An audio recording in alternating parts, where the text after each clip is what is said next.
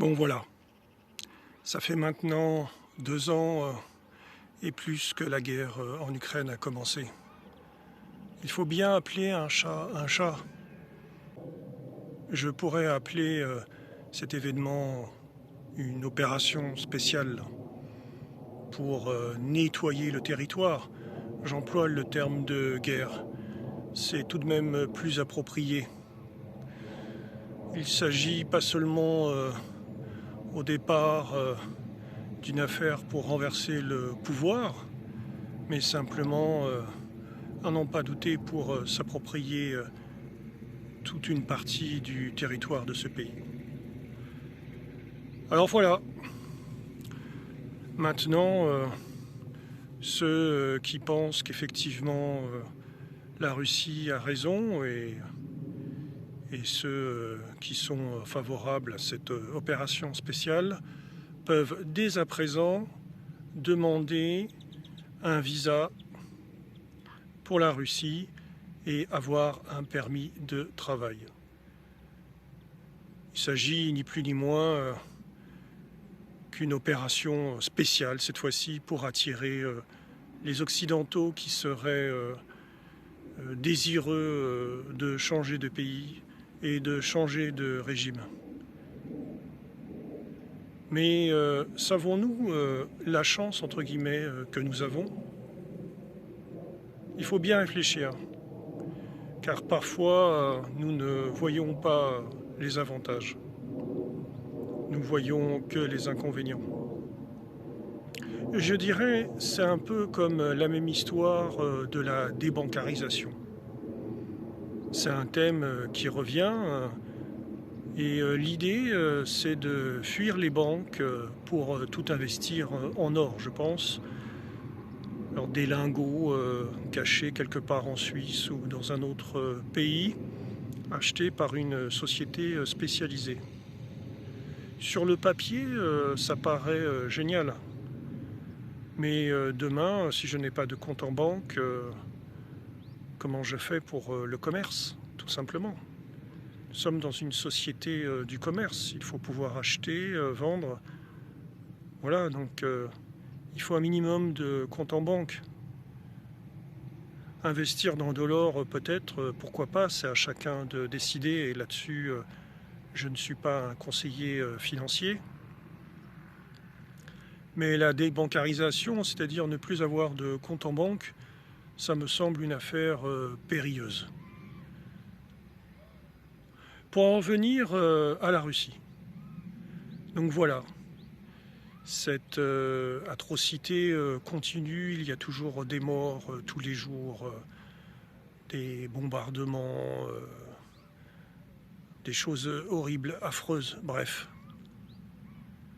La Russie est un beau pays et moi-même, avant cette affaire, je voulais effectuer un voyage et visiter Saint-Pétersbourg. C'était prévu dans ma tablette. J'avais prévu ce voyage. Maintenant, j'ai réévalué la situation et ce depuis le début des événements. Et bien sûr, je ne pourrai pas visiter Saint-Pétersbourg. Il va falloir attendre longtemps avant de retrouver une situation stable, une situation apaisée si elle peut redevenir apaisée. Et est-ce que je verrai cette situation apaisée de mon vivant ? Je ne sais pas, parce qu'il est possible aussi qu'il y ait un dérapage. Nous ne savons pas. Il y a plusieurs pays qui semblent en accord, et pour les citer, tout le monde les connaît. Donc la Russie, la Corée du Nord, l'Iran, la Chine, dans une moindre mesure. La Chine semble jouer un rôle, on va dire, plus futé, plus intelligent.